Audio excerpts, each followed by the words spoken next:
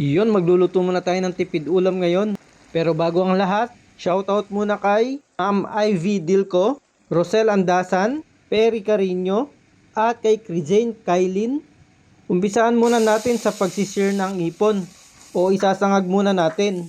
Ang dish na to ay mas mahal pa ang gulay Hindi kesa sa totoo yan. pangsahog.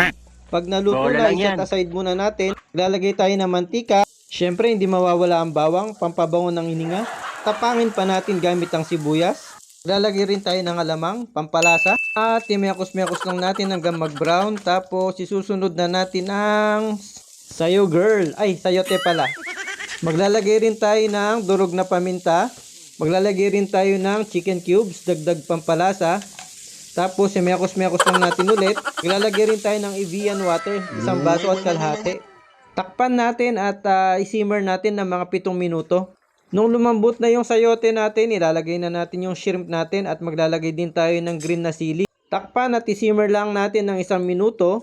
Alam nyo ba dito, mas mahal pang sayote kesa sa kilo ng hipon. Hindi totoo yan. Pag umabot na kayo sa punto na Bola to, lang yan. paki-follow and share lamang po ang video na to kung nagustuhan nyo. At luto na po yan. Alam nyo na po ang kasunod dyan. Maraming salamat po sa mga nag-share ng video ko kahit mangilan-ngilan lamang. Thank you Lord na rin. Laking bagay po kayo sa pag-angat ko. Yo, tikman na natin ang ginisang sayote. Hanggang dito na lamang po. Maraming salamat po sa inyo. Ingat kayo parati. Dinamnam.